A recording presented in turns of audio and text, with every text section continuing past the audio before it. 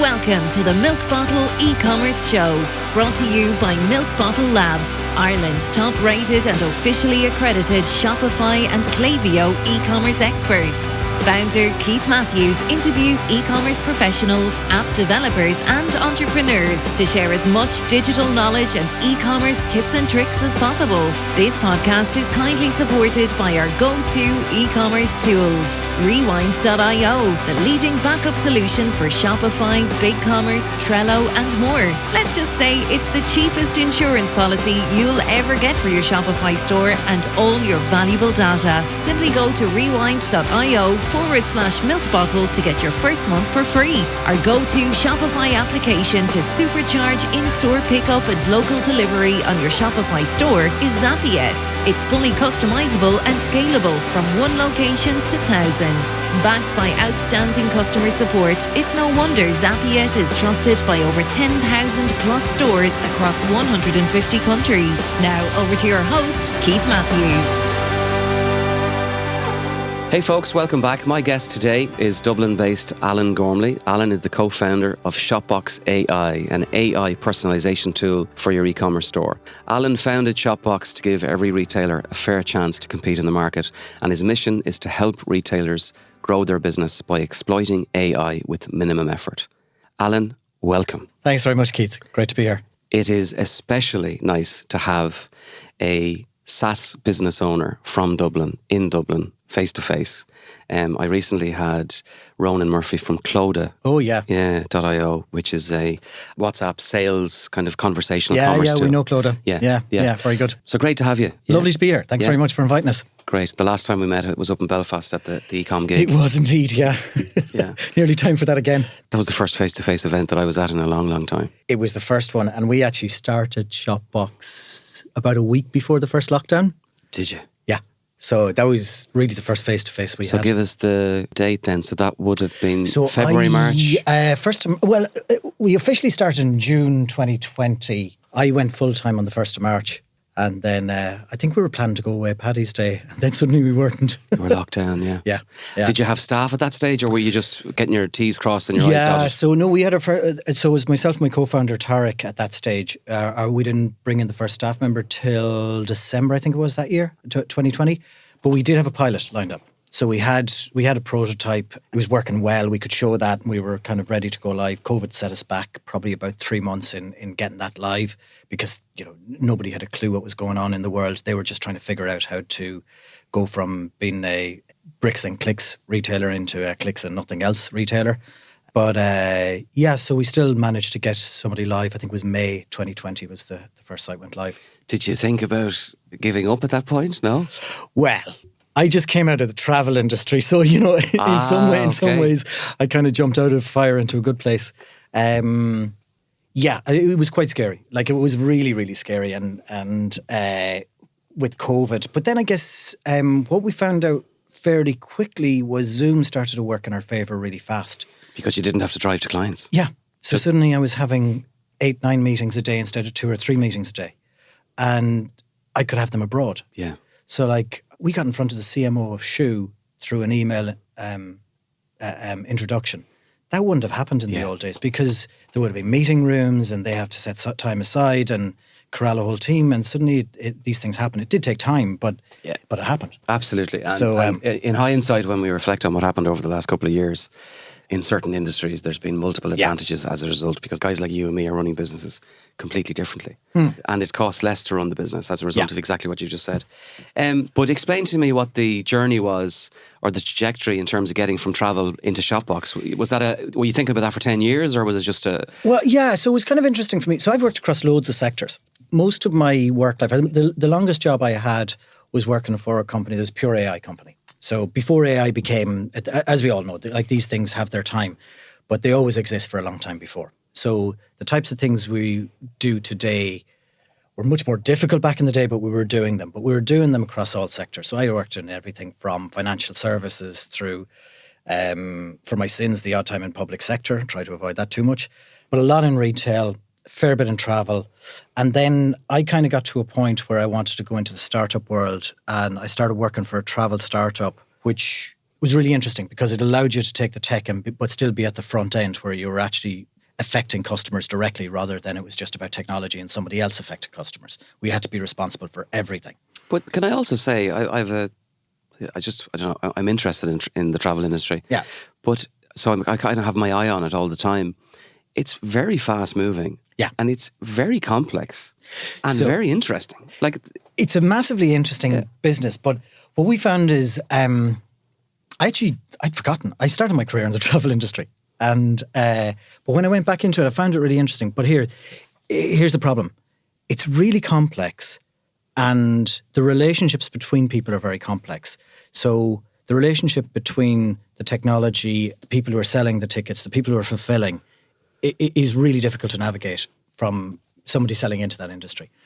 So, but when we looked at what we were trying to do in Shopbox, retail was very obvious and travel was really obvious.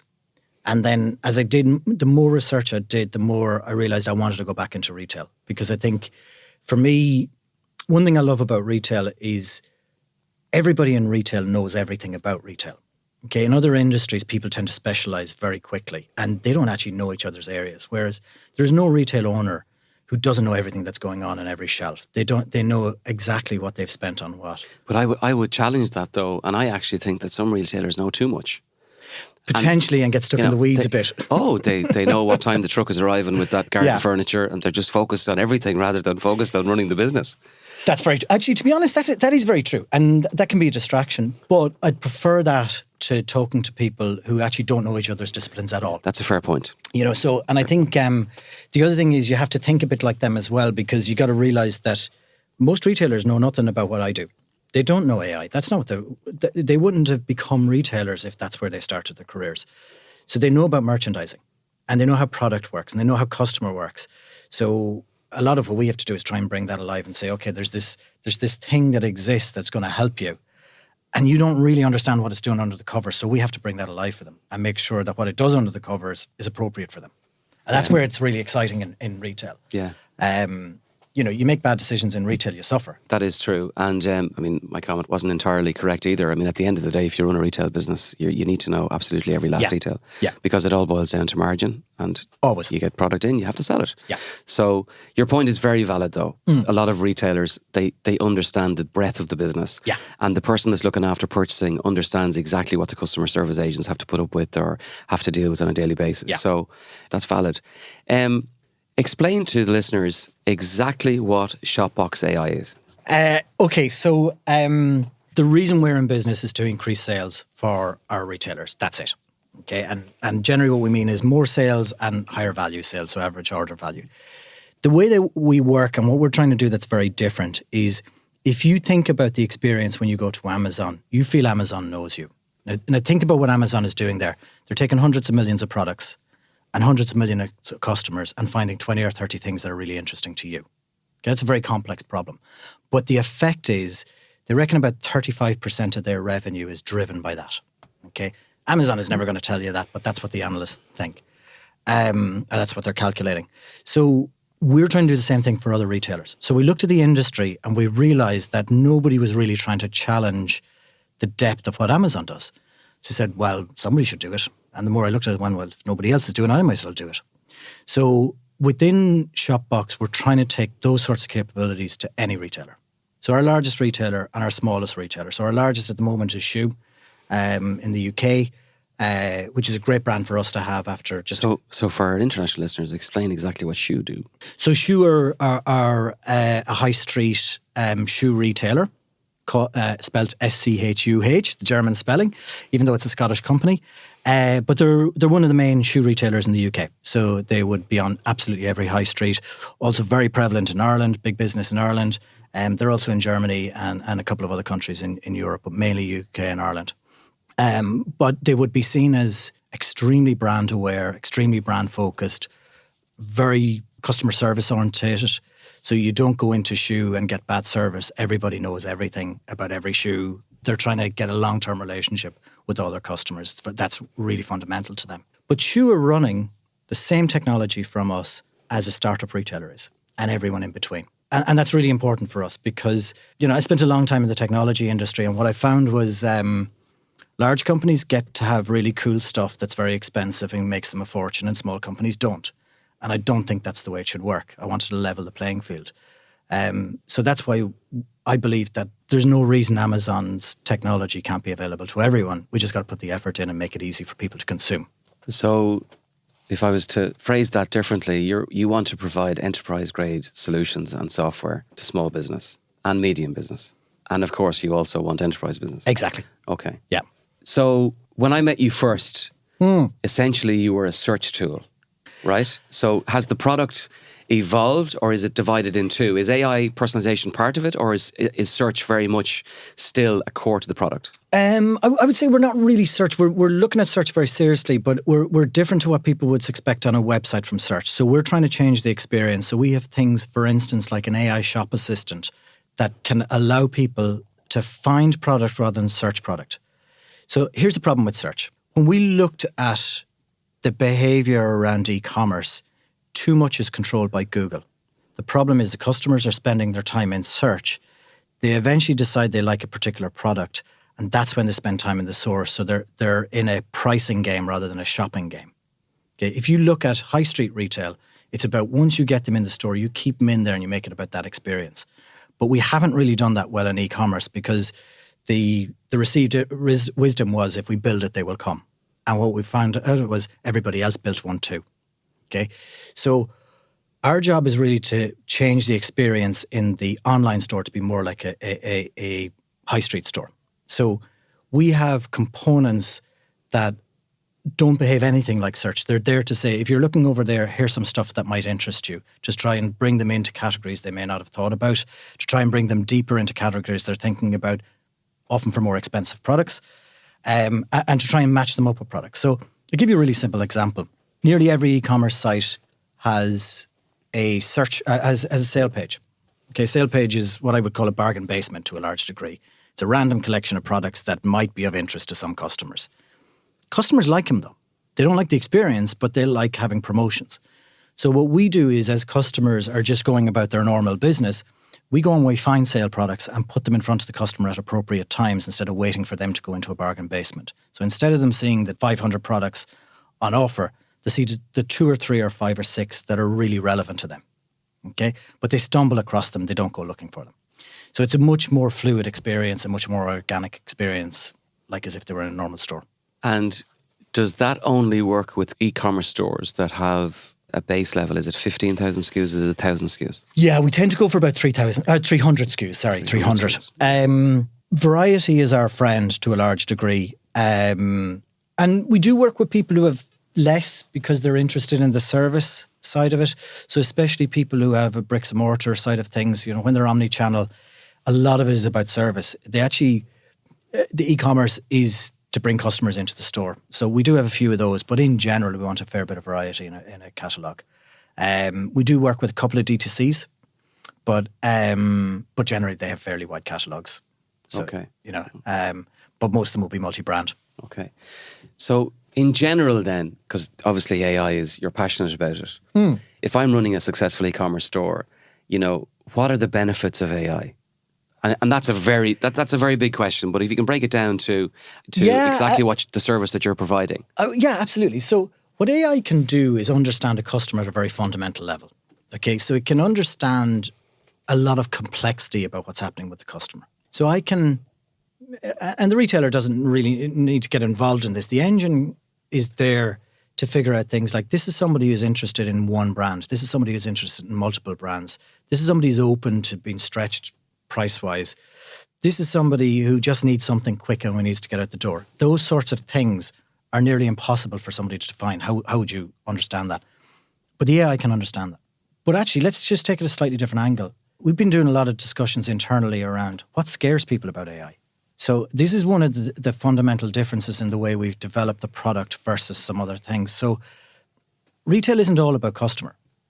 Okay, we still got to get product to customer. We still have to make some margin because if we don't, we're not going to be in business next week. We still have long tail product that we need to try and get at the highest margin. We have product we need to get rid of.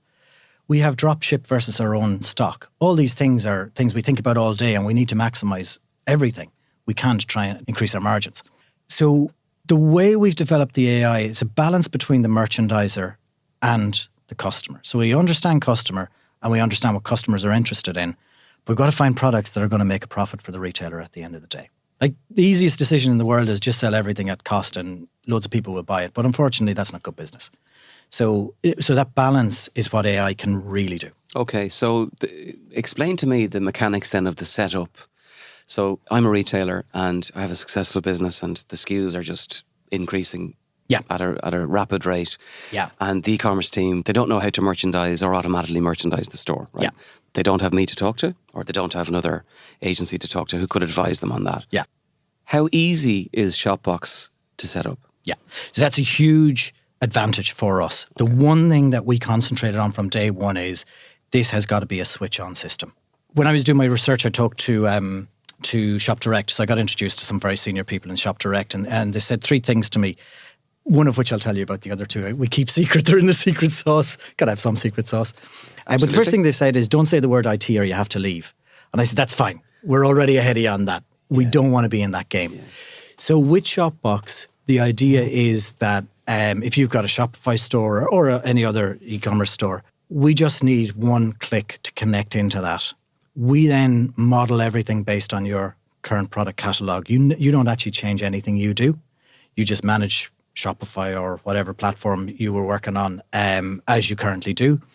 We see all the changes and we're constantly looking at where the opportunities for product and matching that against customers. So everything is fully automated.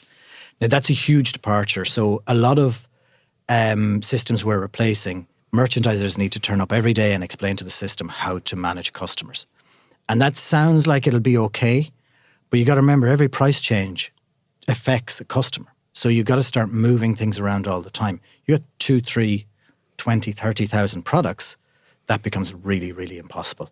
So the entire process is meant to be fully automated, and that's what we've done with Shopbox. And the other reason that's really important is retail to a large degree is about getting new product in front of customers and maximizing margin. Everything else you're trying to drag behind. But if you can't launch new product, it really affects your bottom line. So you can't have a situation where you're trying to launch seasons, you're worried about keeping systems up to date. You just can't do it. And we all know we have problems trying to find good skills right now. And it's not going to get any easier. So we need full automation to do that. So it's a huge thing for us is the fact that it's a one-click install. It's a one-click install. We tend to be live within 5 or 6 days of somebody saying they want to go live. And and then they never need to touch it again. Perfect. Thanks, Alan. Just 1 second and we will listen to our sponsors. Rewind.io is the leading data backup solution for your Shopify store. Did you know that there is no way of recovering lost data in Shopify? If your store is gaining traction, you may have multiple staff or third-party developers entering your store. Mistakes can happen and data can be easily deleted. Rewind.io puts you in control of your data, allowing you to restore anything accidentally lost from a single image to an entire store. It acts as a pretty cheap insurance policy for your Shopify account. At Milk Bottle, we help clients reduce their business risk by installing Rewind in every single store before we make any changes. Get your first month for free by simply replying to your sign-up email. So one-click install. After it's installed, do you provide a complex dashboard of data for the client? Like, what's the customer experience? If your service is in a 7-figure store with 30,000 SKUs, what is the customer experience then for the e-commerce manager? A month in, what do they see? Yeah, so they see a full dashboard of daily figures of how Shopbox is affecting their business, what it's doing for conversions, for average order values, how many sales are going through it, all that good stuff. But the other thing that's even more important for me is our customer success is fundamental to our product. So I actually did an interview last week where somebody was asking me about what's the biggest lesson you've learned since you set up the business. Customer success is part of your product. When you're in a SaaS business, it's not an add-on to your product. So we will meet customers generally every 3 or 4 weeks. We'll sit down with customers. We take them through that dashboard. So it's not just about them interpreting it day in, day out, but we're starting to find patterns in there that we can explain to them. And also we try out a lot of things on customers and then we bring them back to every other retailer. So separate to the software and separate to its success and separate to the improvement in the customer experience, you could probably end up knowing more about a customer's online infrastructure and business and kind of trends than the customer themselves, because you can see the raw data. Is that logical, or you can add value, is what I mean, outside of just... Absolutely. Yeah. But what's really important for us is our job is to help customers inside their store. So no data ever makes it from one store to another. And that's a fundamental difference between the way we think and the likes of Google. And I philosophically, for me, I would never allow that to happen, regardless of GDPR or not. Yeah, that's a very important point, by the way. It's really fundamental. You're not aggregating the data and sharing it. Yeah, under no circumstances. What we will do is we get ideas from people and we'll make sure everyone gets to benefit from them. So we A/B test stuff and we say, this is A is working better than B. Right, let's explain that to the other retailers and say, we try this out. So they get to benefit from each other. And I think that is really important, because at the end of the day, when they benefit from each other, their customers get more benefit from it. Everybody wins. Yeah. But the data is staying within the store is really, really important to us. That's a good point. You mentioned that you started just at the start of COVID. Usually I don't mention COVID, but it's important here, because one of the questions... It is going to date the podcast slightly, but anyway. No, it's not at all. It's for the record, we were recording this on, what date is it today? February the 3rd? 2023, not 2022. Yeah. You're discussing it now retrospectively. Before we pressed record, you've got clients in the UK, it's your focus. And it's a great story. And I go back to my original introduction where I mentioned it is really enjoyable to listen to somebody talk about, an Irish success story. And you're tackling a big area and a big issue and a complicated topic from Dublin, which is great. In terms of the business, how has your growth been to date? Are you happy with that? You're heading for your 3rd year. How has it been? It's been great. So, yourself as a business owner, you're never happy with your growth. If you're happy with your growth, that's, something wrong. There's something seriously wrong at that stage. I have a slightly different attitude. I think people should just be happy with the way things are, not necessarily be constantly obsessed with, growth. And you can see what's happening in the States. I mean, the reason people are being let go is because of, aggressive CEOs and people just looking at spreadsheets. I mean, they hired and they made mistakes. Yeah, absolutely. And I think we might come back to that point, actually, because I do have it. I will actually, let's cover one thing there is, I've seen this, because we've got so many huge companies here in Dublin who are tech companies. And what they did is they hired to stop each other getting talent, which sucks talent out of the market, which is not a good place to be. I actually think that's disgusting. Yeah, and the irony is that I won't go on a rant here. The irony is that the companies that are announcing 200 and 500 redundancies, they also have jobs advertised for 300 people. Oh yeah, it's a bit of a black art. People are going in one door and people are going out the other, and the media is giving you only one story. The negative, bad story about letting people go, when in actual fact, most of these companies are hiring.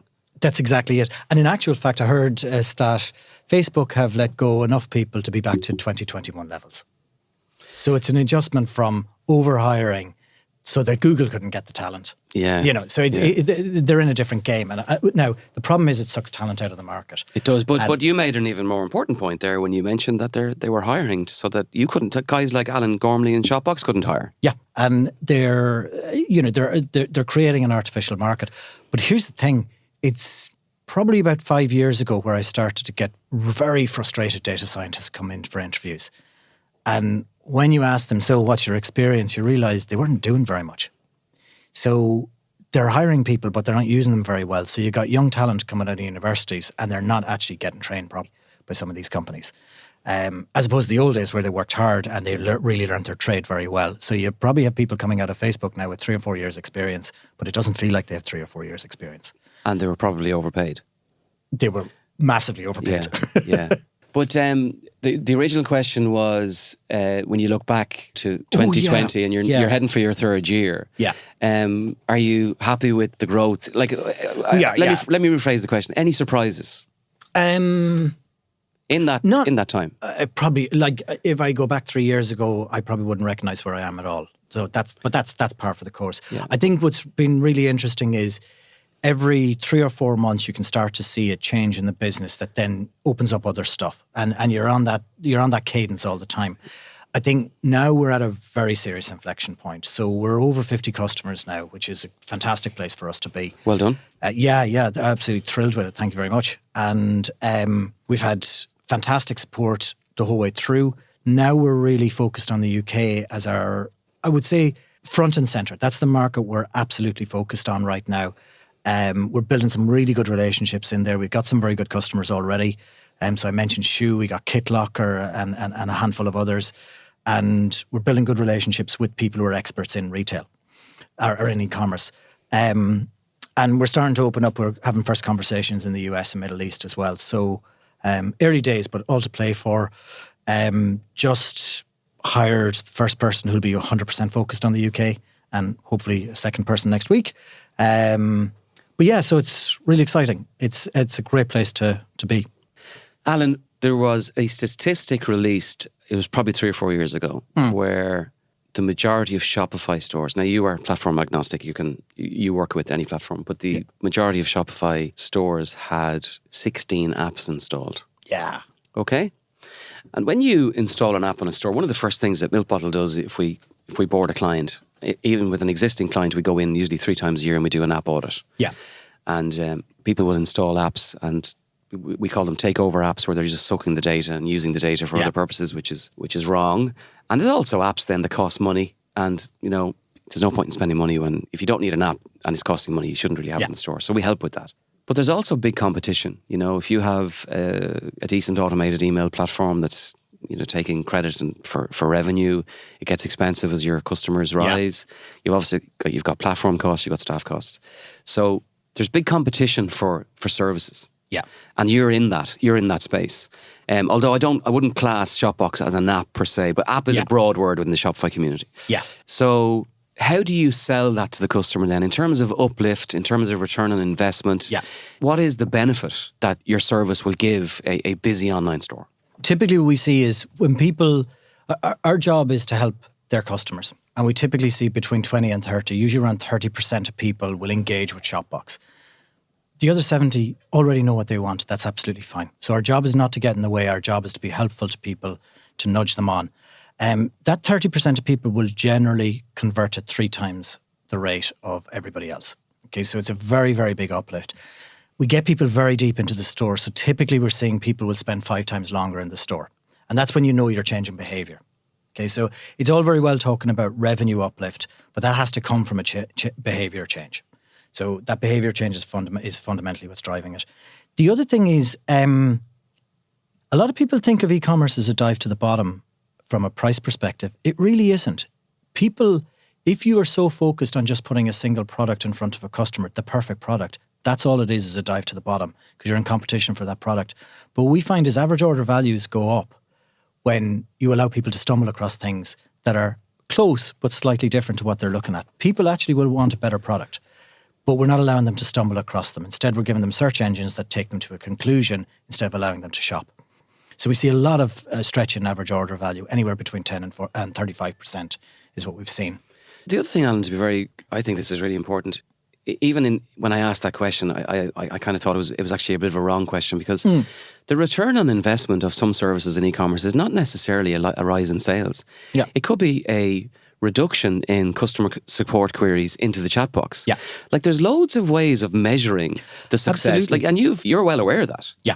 So one of the things that we know we're driving, and it's very difficult to measure, is we're having an effect on ROAS where we're converting the traffic they've paid for much better.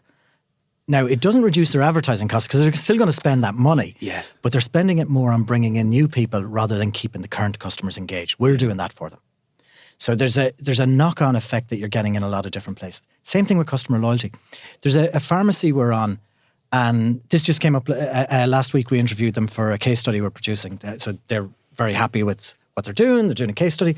And he just said, I've been looking at Hotjar and we can see people moving to parts of the page they never moved to before because Shopbox is there. So that behaviour change is really interesting for them because it's just getting the brand deeper in the customer's mind as well. Something occurred to me there. In your experience, do you find a challenge where you install a service, people expect a return, but then, like you mentioned Hotjar, I mean, people have to invest time to watch those videos. And very often they don't. Yeah. And people, I think it's, in the last few years, just expect to install something, get the return, read a report, and then that's it. But in actual fact, that customer has to spend hours of time reviewing those videos. Yeah, like we see that all over the place. It's one of the reasons customer success is so important for us, because it just takes the time out, 20 minutes, half an hour, to have a good discussion about what's happening, and allows them to focus on that, and then they can ignore and move on. Yeah. Because they're too busy. Yeah. Nobody has time to watch all those videos. That's true, yeah. I'm guilty myself. I'm using transcription software at the moment. I think I'll never listen to any of it again. Yeah. When am I going to get time? You know? So it's the same thing. That time is precious. Yeah. Look, I've really enjoyed the interview.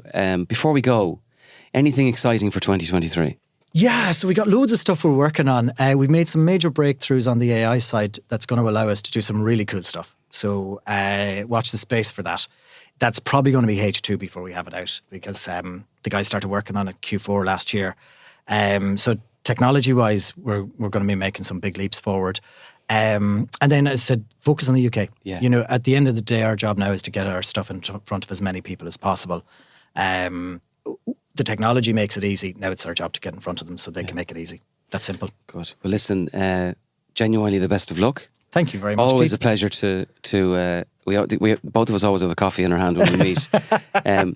It's and I'll close out by just repeating myself. It's really nice to talk to an Irish-based software company that's looking abroad. So absolutely, and like yourself, absolute pleasure to come in, and good fun talking to you. Great. Listen, the best of luck. Thanks very much, Keith. Thank you. Thanks for listening. All of our episodes are available on Spotify, iTunes, and Google Podcasts. A special note of appreciation goes to our sponsors, Rewind.io, the leading backup solution for Shopify store owners. Get your first month of Rewind for free by simply responding to any welcome email once you sign up for your free trial on Rewind.io. If you're a Shopify user with an exciting story to tell, reach out to the team on podcast@milkbottlelabs.com. Until the next time, take care.